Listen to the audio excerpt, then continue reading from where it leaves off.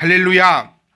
오늘은 우리 주께서 우리를 위하여 또 하나님의 그 영광을 나타내시기 위하여 친히 십자가 지셨다가 지원아 며칠 만에 모른대요.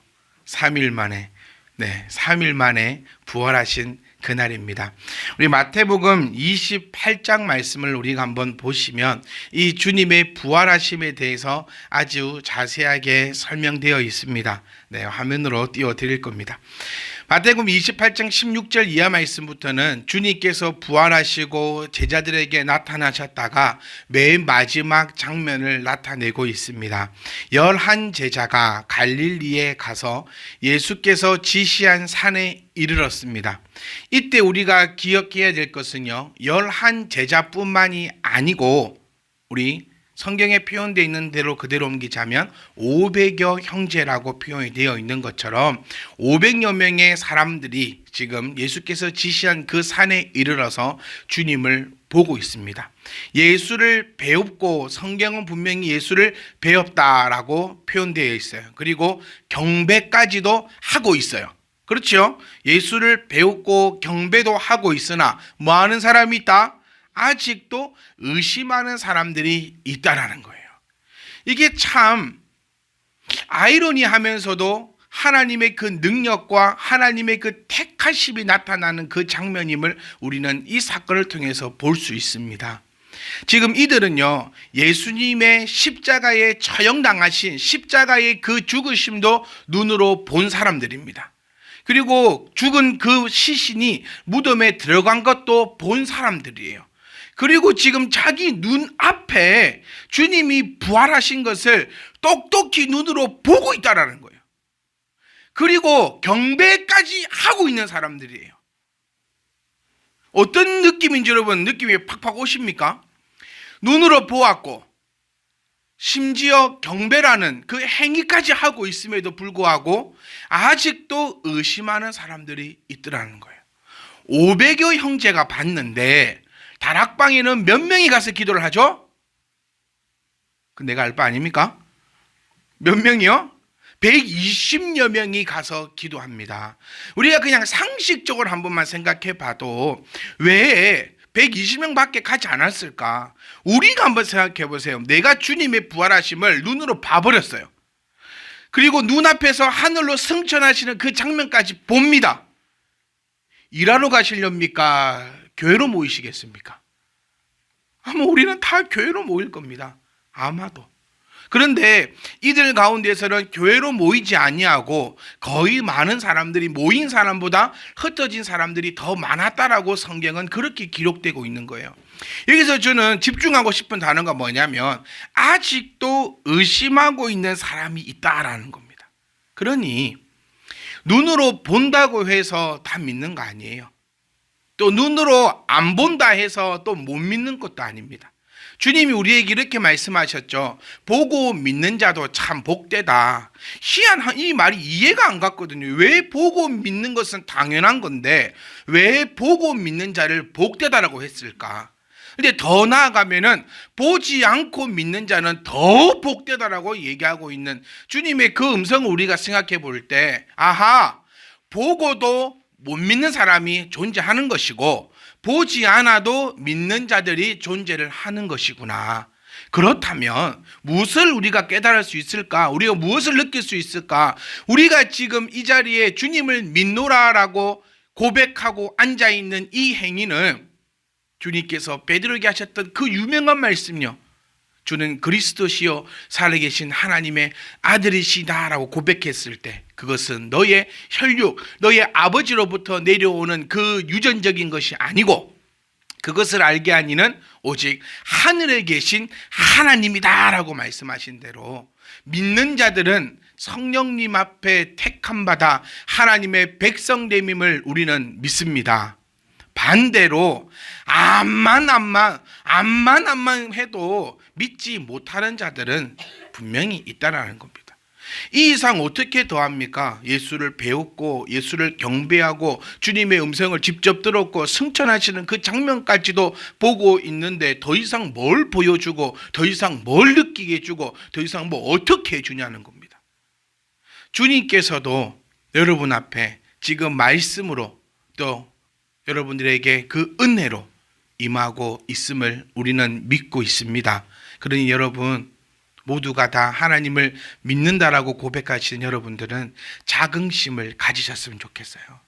우리가 그냥 믿는 것이 아니고 나는 태어날 때부터 엄마 아빠가 교회를 다녔기 때문에 믿는 것이 아닙니다. 세상을 한번 살펴보면요, 부모님은 믿고 있지만 부모님은 목사님이시고 부모님은 장로님이시고 아니 부모님은 교회에 아예 뼈를 묻고 살지만 자녀는 믿지 않는 자녀들도 상당히 많아요. 그러니까 우리가 지금 교회를 다니고 예수님을 믿는다라고 고백한 이것은 결코 우리의 의지와 부모의 강요와 여러 가지 상황에 의해서 만들어진 것이 아니라 하나님께서 나를 딱 택하여 주셔서 내가 주를 믿는다라고 고백하고 있고 예수님의 동정녀의 탄생과 십자가의 고난과 그의 부활까지도 우리가 믿고 있다는 이 사실은 하나님께서 나를 택하셨음에 틀림없는 증거고 내가 틀림없는 구원의 백성임을 나타내고 있는 더 확실한 증거가 그것이다라는 것을 우리가 기억하시면서 더 힘있고 더 능력있고 더 자신감 있게 하나님께서 펼치신 이 세상 가운데 부활의 자녀들로 한 걸음 한 걸음 나아가실 수 있기를 주의 이름으로 축복합니다. 부활은요, 시작입니다. 많은 사람들은 주님께서 부활하셨으니까 탄생하셨고 이적을 보여셨고 십자가에 이제 죽으셨고 빠바방 부활 딱 하셨으니까 이제 끝이 났다라고 생각하고 그렇게도 우리가 바라볼 수도 있지만 성경은 그렇게 우리에게 얘기하고 있지 않는다는 겁니다. 부활이 바로 시작이라는 거예요. 부활은 시작입니다. 여러분 조금만 더 얘기해 볼까요? 그러니까 이거는 조금 무서운 얘기일 수도 있는데 만약 여러분 가운데서 이 자리에는 지금 앉아 있지만 말씀이 내게 들려지지 않는다. 또 혹은 잠을 잔다. 혹은 딴 생각을 한다. 또 혹은 하나님을 나는 믿지 않는다.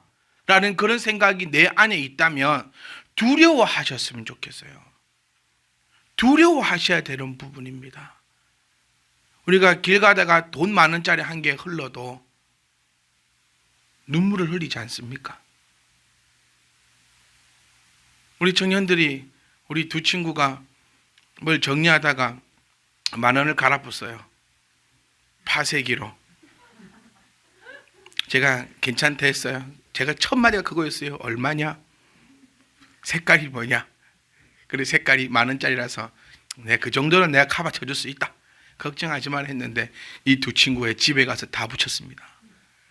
하나하나 다 붙여가지고 농협에 가져갔는데 안 바꿔준대요. 그래서 제가 다른 은행으로 가봐라. 농협은 별로다. 국민은행으로 가봐라. 막 그래 했는데 보세요. 만 원짜리 하나 갈아도요. 밤에 잠이 안 오고 이거를 붙이려고 그거를 붙이려고 하면 제가 하지 말라니까 퍼즐 잘한대요. 퍼즐을 좋아하고 퍼즐을 잘하고 그걸 정말 다 붙였어요. 그거 하나만 해도 여러분 가슴이 떨리고 심장이 벌렁벌렁거리는데 내가 주님의 선택받지 못한 자다라는 이 말씀이 나의 심장을 쪼개어버리는 그런 말씀이어야 합니다. 구원은요 세상의 그 어떤 것과도 바꿀 수 없고 비교할 수 없습니다. 정말 안녕이라는 단어가 우리나라에 있다는 것은 정말 이거 불쌍한 이야기라 하더라고요. 안녕이 hello, hi 이렇게 얘기하지 안녕이라는 단어가 들어가는 나라는 우리나라밖에 없대요. 인사말에. 그만큼 우리 민족은 어젯밤에는 안전했는데 자고 일어나니 불행한 일들이 생겼던 민족이라고 합니다. 그러니 여러분 정말 오늘 일 모르고 내일 일 모르고 우리가 코로나로 인해서 이렇게 힘들어하게 될 줄 누가 알았겠습니까? 아무도 모르는 이 상황에서 그 어떤 것과도 비교할 수 없는 것이 구원임을 우리가 기억하면서 여러분 정말 잘 나를 점검해 보고 내가 또 한번 나를 살펴볼 수 있는 그런 기회가 되시기를 주의 이름으로 축복합니다. 주님의 부활을 통하여서 우리는 새로운 것이 되었습니다. 시작이 되었습니다. 주님의 부활하심은 이 인류 역사상 처음입니다. 부활한다는 것은 인류 역사상 첫 시작이었고 기존에는 없던 것이었어요.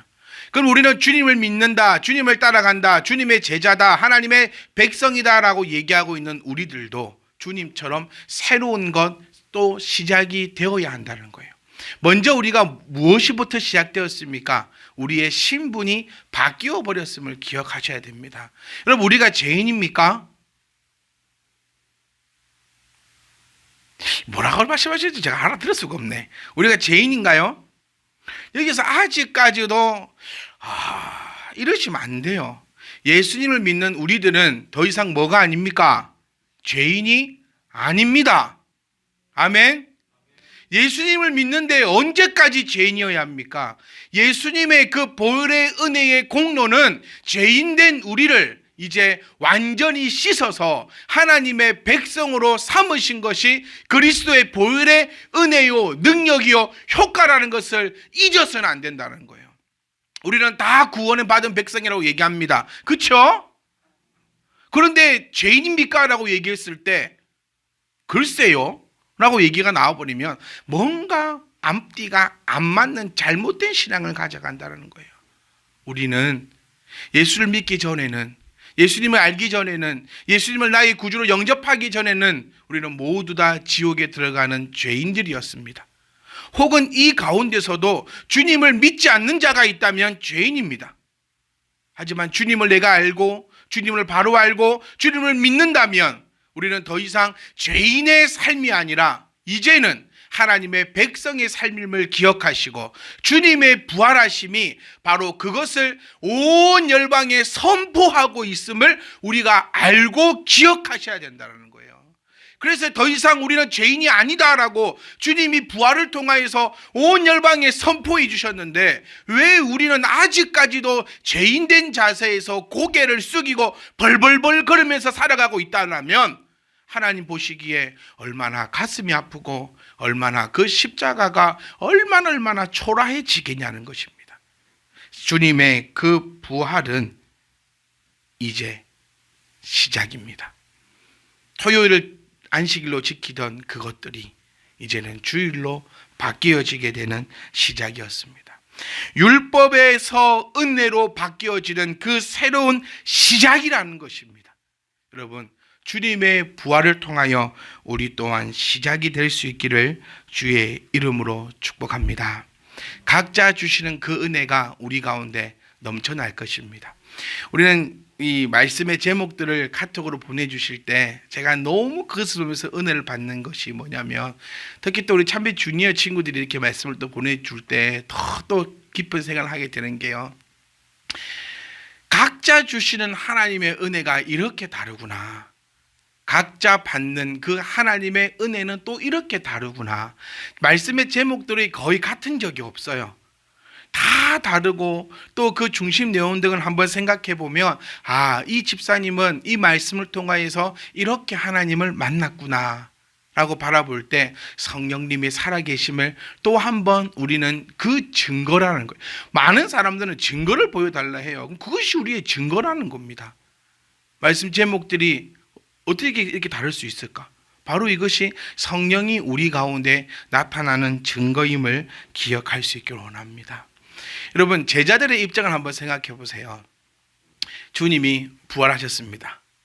그러니까 모이잖아요. 흩어졌던 자들이 주님이 부활하신 소식을 듣고 또 부활하신 그 주님을 보고 주님이 오라고 한 산으로 다 모였습니다. 그런데 이때 천청병력 같은 소리를 들어요. 우리 제자들이 주님을 따라다녔던 그 이유가 우리가 뭐라 했죠?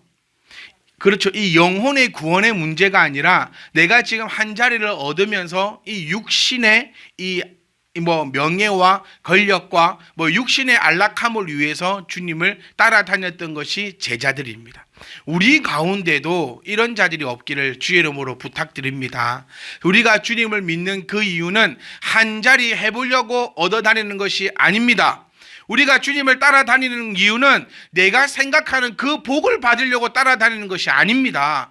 예수 믿으면 뭐가 있습니까? 복이 있습니다. 그 복은 여러분들이 지금 다 받으셨어요. 그 복이 뭡니까? 서두에도 말씀드린 것처럼 육신의 그 어떤 것으로도 비교할 수 없는 바로 구원함을 입었다라는 것이 주님께서 우리에게 허락하시고 약속하신 복임을 기억하시면서 더 이상 주여 복 주시옵소서, 복 주시옵소서, 복 주시옵소서라는 기도가 아니라 복 주심을 감사하는 그런 기도의 소리가 저와 여러분들 가운데 넘쳐날 수 있기를 원합니다. 이들은 보세요. 지금 복을 원하고 따랐어요. 사람이 생각하는 복하고 하나님의 생각하는 복이 다르더라는 거예요. 사람이 생각하는 그 때하고 하나님의 그 때는 다르더라는 겁니다. 그런데 우리는 항상 원하는 것이 하나님의 그 때가 나의 때이기를 원해요. 지금 이 때가 하나님의 그 때이기를 원합니다. 이 제자들은 얼마나 저는 이 상황을 한번 집중해서 들어가 보면 얼마나 억울했을까 싶어요. 주님이 부활했어요. 이거 이제 딱 말 그 있잖아요. 괜히 내가 어깨에 올라가. 올라가가지고 막 이거 다 죽었다고 내가 이제.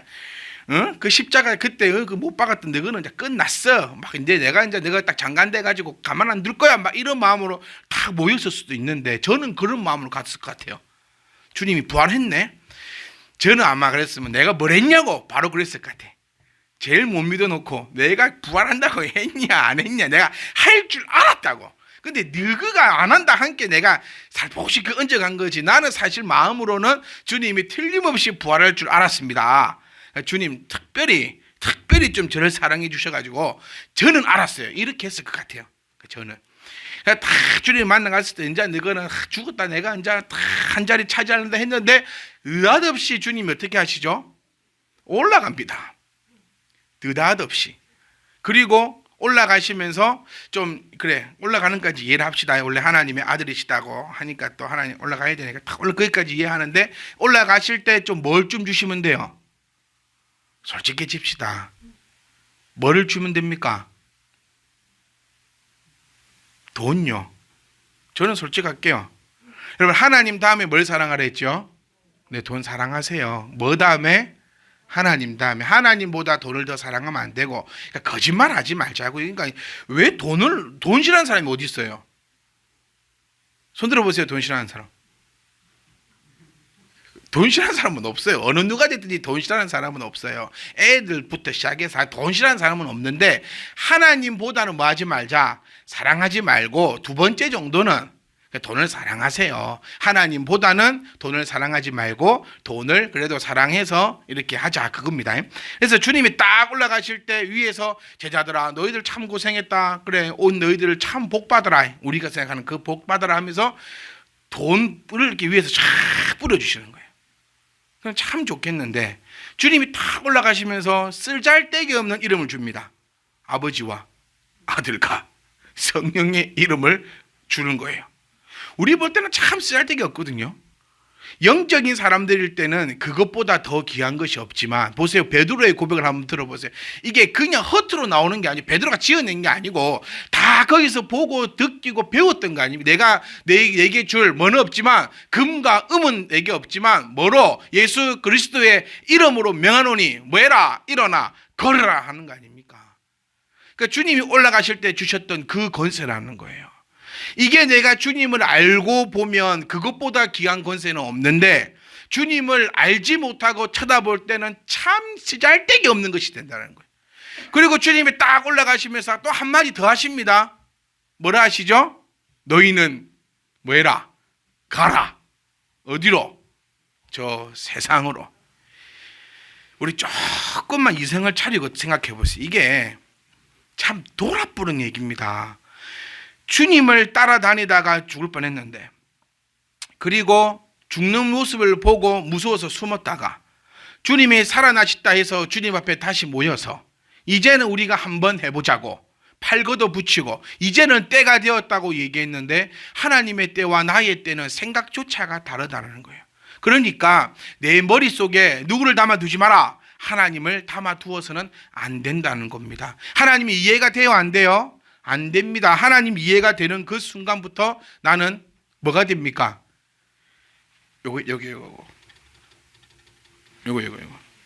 하나님이 어떻게 이해가 돼요, 여러분?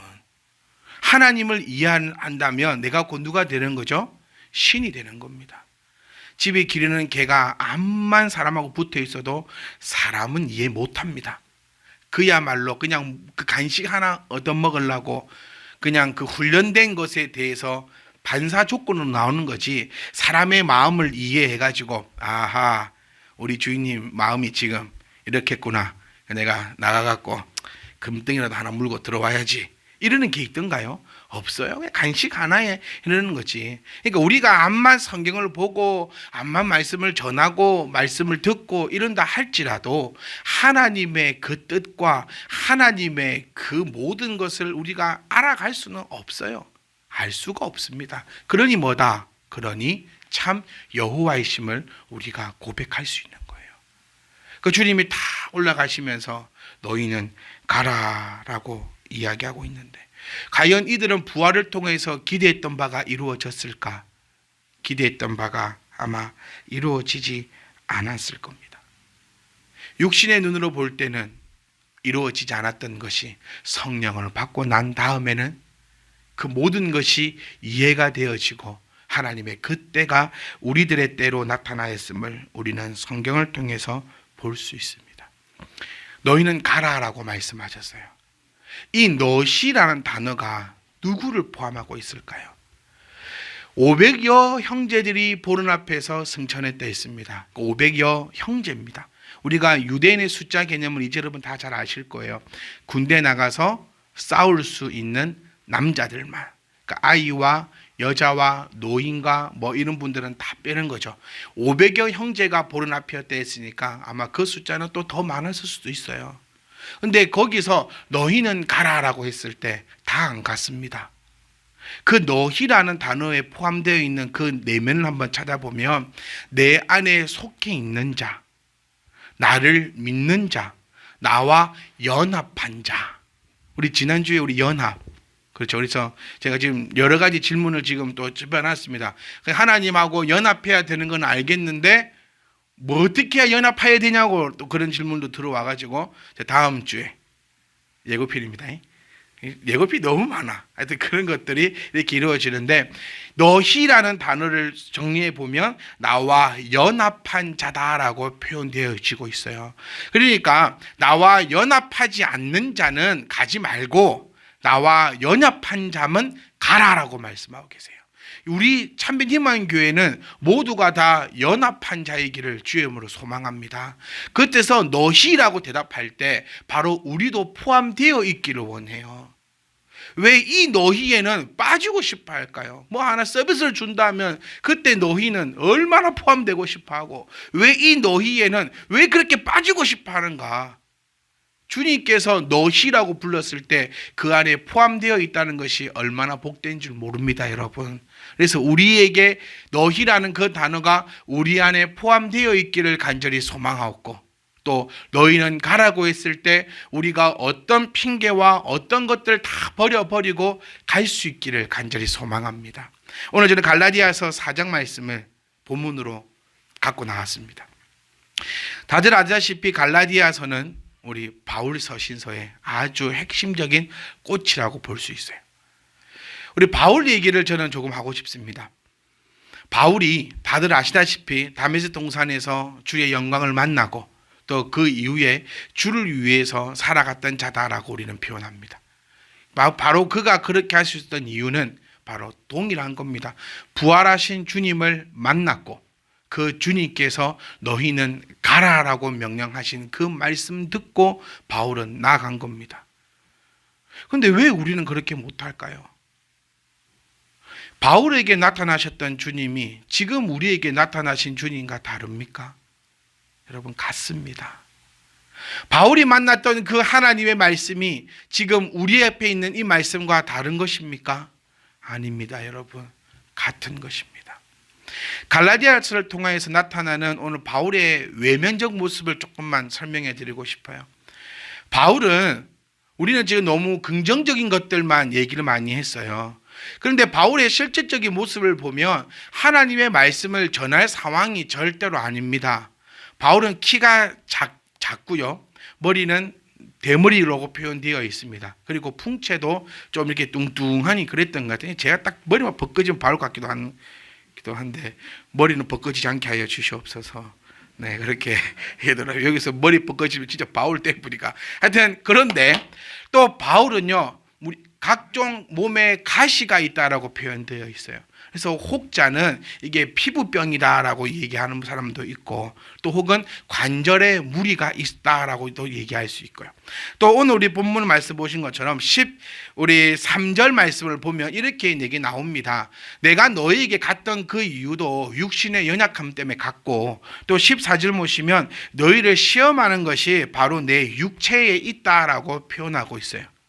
그리고 너희의 눈을 내 눈에 너희들의 눈이라도 내게 빼어 줬을 것이다라는 표현과, 또 갈라디아서 후반에 보면 서명을 큰 글자로 했던 그 이유가 바로 눈이 잘 보이지 않아서다라고 표현을 하고 있어요. 그리고 바울의 모습을 우리가 한번 살펴보면 키가 작고요, 또 약간 뚱뚱하고 머리는 벗겨져 있으며 피부병과 온갖 질병들이 지금 몸에 다 있고요. 또 가장 치명적인 것이, 연설자로서 가장 치명적인 것 두 개가 있는데, 그게 바로 하나가 눈과 또 바로 하나가 또 입입니다. 지금 바울은 눈 상태가 좋지 않습니다. 눈에서는 진물이 찔끔찔끔 나오고 있고, 진물이 찔끔찔끔 나오고 있으니까 잘 안 보여요, 앞이. 그리고 사람들이 사람을 딱 쳐다봤을 때 제일 먼저 보는 곳이 바로 눈이라고 합니다. 그래서 저 사람 눈빛을 보니까 살아있네, 막 이런 얘기도 하고, 뭐 영화 하나 들어가 보면 너의 눈빛이 나의 눈빛과 꼭 닮았다, 막 이러기도 하고, 또 눈을, 우리 몸을 100냥이라고 했을 때 눈이 99냥이다라고 얘기할 정도로 이 눈이 참 중요합니다. 그래서 눈을 마주쳐라, 눈을 마주치지 않는 사람과는 사업을 하지 마라, 막 이런 얘기도 있을 만큼 눈에 대한 얘기는 상당히 많아요. 한번 생각해 보세요. 바울이 이 자리에 섰습니다. 많은 군중들이 있어요. 그 군중들도 거의가 다 대항자들입니다. 내가 예수를 믿겠습니다라는 사람보다도 네가 한번 떠들어봐라, 내가 한번 들어볼게, 이런 사람들 앞에 서 있는 거예요 지금. 그런데 바울의 모습은 눈에서 눈물이 찔끔찔끔 납니다. 그러니까 딱 쳐다도 보기 싫어요. 갈라디아서에 보면은 너희가 내게 침을 뱉지 아니하였다라는 표현이 있는데, 눈병이 난 사람, 눈이 흐리멍텅한 사람들에게는 문화적으로 침 뱉는 문화예요. 이 문화는. 왜냐하면 이 병이 나에게 오지 말라고 침을 탁탁탁탁 뱉는 문화입니다. 지금 우리 다낭의 빵 사건 여러분 혹시 아십니까? 다낭의 사람들이 이렇게 감금되었을 때, 인터뷰했을 때 빵 몇 조각이 줬습니다라는 말 때문에 다낭이 난리가 났었답니다. 왜냐? 그들이 줬던 빵 쪼가리는 다낭에서 최고로 비싼 반미를 줬대요. 반미. 그러니까 그들의 입장에서는 이 반미 빵 있잖아요. 빵이 간 잘라가지고 소시지 같은 거 막 넣어갖고 이렇게 못 드셔보셨으면 제가 사드릴게요. 요 앞에 있거든요. 네, 그게 베트남 사람들이 주식으로 먹는 비싼 식사입니다. 이거를 우리나라 사람들이 볼 때는 아침에 한식으로 안 주고 빵 몇 조각을 준다, 이렇게 해가지고 막 사이가 안 좋고 막 그랬다는데, 문화를 아는 게 되게 중요해요. 그러니까 이 나라 이 문화에는 병든 사람이 올 때는 침을 뱉어요, 사람한테. 네, 우리나라 완전 미칠 짓이죠 이거는. 그런데 침을 뱉는 게 당연합니다. 왜? 그들의 문화니까. 그런데 바울이 갔을 때 침 뱉지 아니하였다라고 칭찬하고 있어요. 그러니까 바울은 상태가 안 좋습니다. 그리고 억양도요, 바울은 우리말로 하면 서울 말투가 아니에요. 아주 좀 억세고 시골적 발음을 사용했다라고 성경은 표현되어 있습니다. 그러니까 들었을 때 별로 얘기하다 보니까 저랑 비슷한 것 같네요. 키 작고 뚱뚱하고, 일단 머리는 있고 피부병도 있고 발음도 서울말 안 쓰고, 이게 이상한 말 쓰고 막 얘기하다 보니까 그렇기도 한데, 그런 걸 담지 말고 저희 바울의 영성을 닮아가기를 저는 원합니다. 여러분 기도하실 때 우리 목사님 외형적으로는 바울을 닮지 않게 하시고 그 영적인 영성만을 바울을 닮게 하여 주시옵소서라고 기도해 주시기를 부탁드릴게요. 네, 그렇게 좀 기도해 주세요. 외형이 닮아가면 안 됩니다. 바울처럼 닮아가면 안 돼요. 제가 왜 이 말씀을 드리냐면, 바울은 하나님의 말씀을 전하기에 최적화되어 있던 사람이 아니라는 사실이에요. 네, 이 점을 우리가 기억하셔야 됩니다. 바울은 하나님의 말씀을 전하기에 오히려 부적합한 사람이었습니다. 그런데 하나님께서 사용하시겠다고 하니 바울이 사용되는 겁니다. 그리고 그런 자의 말을 귀담아 들었습니다. 이게 우리가 조금만 문화를 살펴보면요, 눈병 걸린 사람이 말을 할 때 아무도 듣지 않아요. 눈병 걸린 사람이 앞에 서면 전부 다 침을 뱉고 지나가는 것이 그의 말을 경청하지 않습니다. 또 웃기지 않습니까? 천국의 비밀을 알려준다, 천국을 보았다는 사람 눈에서는 지물이 질끔질끔 나고 있어요. 우리들이 말하는 그런 눈병이 아닐 거예요.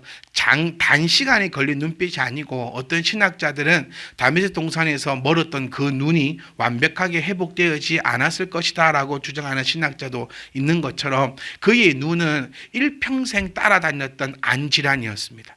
아폴로 눈병이 아니고 그냥 눈 자체가 흐리멍텅하고 진물이 나고 계속 닦아다니고, 그래서 바울이 누가가 동행할 때 그렇게 기뻐했다라는 거예요. 누가가 의사 아닙니까? 그러니까 의사가 자기를 따라다니고 같이 동행해 줄 때에 그렇게 기뻐했다라고 표현하는 것이 바로 바울의 몸 상태를 알려주고 있다는 거예요. 그러니 하나님께서 사용하실 때는 여러분이 어떠한 자이든, 어떠한 자세이든, 어떠한 병이 있든, 어떠한 상황에 놓여 있든지 간에 그런 거 필요 없다라는 것을 우리가 기억하셨으면 좋겠어요. 바울은 앞에 서서 연설을 할 만한 사람이 결코 아니었다라고 기억하세요. 그런데도 그는 섰습니다, 여러분. 침 맞을 각오했을 거예요. 왜? 자기 상태는 침 맞을 수밖에 없는 상태니까. 실질적으로 또 많은 고난도 당했지 않습니까?